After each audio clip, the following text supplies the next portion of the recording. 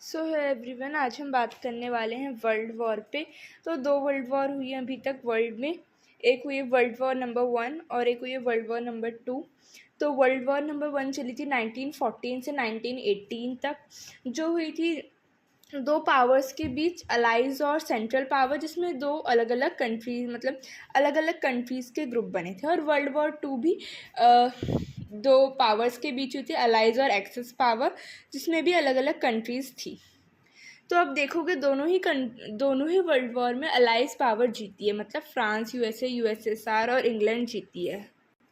और दोनों ही world war में जो जर्मनी है वो बहुत बुरी तरीके से हारा है।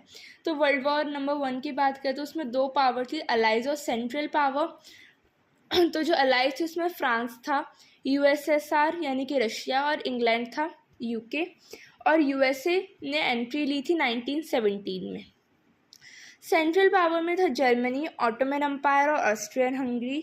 और अगर वर्ल्ड वॉर नंबर 2 की बात करें तो इसमें भी दो पावर थी, अलाइज और एक्सिस। इसमें सेंट्रल पावर नहीं थी, इसमें एक्सिस पावर थी। तो एक्सिस में जर्मनी, इटली और जापान था।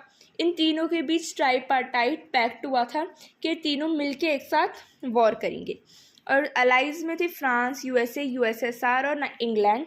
यूएसए और यूएसएसआर ने 1941 में ज्वाइन कर दिया। और वर्ल्ड वॉर 2 में भी अलाइज जीते थे और ये वॉर चली थी 1939 से 1945।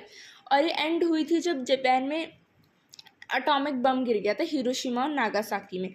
उसके अंदर 10 दिन के अंदर जापान ने रिज़ाइन कर दिया था कि अब मैं वॉर नहीं लड़ूंगा।